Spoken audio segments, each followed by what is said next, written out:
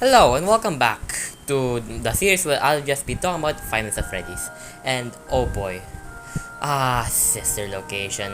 A very interesting game because when I was just a silly little boy around 2015, I thought FNAF 4 was gonna be the last game of the series. Then FNAF World came in, and I was like, okay, maybe that's the last game, just one last ditch effort to make money, then no more mainline series games. Then I was at school and I was looking at the computer, scrolling on YouTube recommendations. Then when I saw the Sister Location trailer, I was like, oh my gosh, Sister Location? What's that? And like I clicked the trailer and boy, I was hyped for FNAF 6. I mean 5. Why did I say 6? But Sister Location, I think, is probably the most ambitious game Scott has ever made. And like this game is like good but also bad. So before I talk about the bad, it's time to talk about the good in Sister Location. Just like what I said earlier, Sister Location is the most ambitious game Scott has ever made in the entire FNAF series, and I gotta say, there are actually some good stuff in this game, even though I said there are some bad stuff. But the good stuff in this game, oh man, let me tell you, it's so interesting because it feels so different from FNAF 1, 2, 3, and even 4, though FNAF 4 also felt a little different. But this location just felt so refreshing at times, I'm gonna lie, because it was not the same thing over and over again. Of course, everybody will get tired with the whole same thing. You're not able to move, you're just in your office, but this time you can go to different places from vent to vent. That's actually a cool idea, just not executed well. But also, I want to say, Sister Location has the best Night 5 in all of the games. I'm not even kidding. Sister Location is legit, has the best. I love Sister Location's Night 5. It's very, very good. Also, the FNAF animatronics are actually like, well, I do think the animatronics in Sister Location has lost the touch of reality because they're not real, obviously, but they feel more cartoony than unlike the other animatronics from FNAF 1 and 2, and even probably 3. But I guess it makes sense, kinda. But I don't mind if they look cartoony actually. I just don't think they're scary at all. They're more like cool looking animatronics. Also another thing,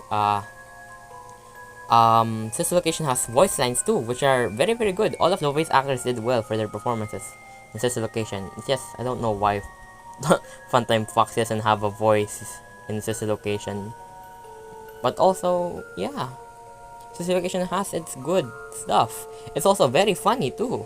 I will say, Sister Location also has its funny moments, like the soap opera and the handy machine, whatever it's called. So, yeah, that's the good stuff in Sister Location. Time for the bad stuff in this game. The gameplay in Sister Location. Now, the gameplay in Sister Location is really stressful to play, man. I did not have fun playing Sister Location again, and I don't ever want to replay this game ever again. So, Night 2. More like, not Night 2 because it's very, very hard. Night 3. Also hard, but slightly easier than Night 2. Night 4 is just hell in general. But Markiplier was actually able to beat the unpatched version. Yes. Night 4 was so hard that Scott had to patch the night. The only actual good nights in Sister Location was his Night 1 and 5. Besides that, the rest were garbage. The lore, interesting, because remember I said that FNAF 4's lore killed FNAF's story? Well, Sister Location's lore buried FNAF's lore, if that makes any sense. I think Sister Location's lore problem is that half time it does not make sense, and we relied to the humans a little too much, aka the Aftons, which they serve no purpose to the story, besides maybe William and Michael. I do miss when William was just, a psychopathic killer instead of a scientific mechanic remnant soul catcher, because like I don't know why Scott was trying to make William a brilliant scientist or mechanic trying to get immortality or something. I don't really know, man.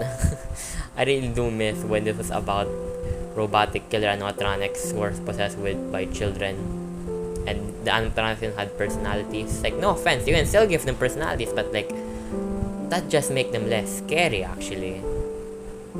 I don't think this game is really not scary. Besides, maybe some of the designs of the animatronics. I will say, I actually do think Funtime Freddy is a little scary, but besides that, yeah, this game is not scary. It's too colorful at times. I mean, not necessarily colorful, but like after FNAF 1, yeah, the atmosphere of the other FNAF games just couldn't handle FNAF 1's atmosphere, which I guess isn't necessarily bad by any means. But yeah, this location is bad and also good. Time for my conclusion of this video.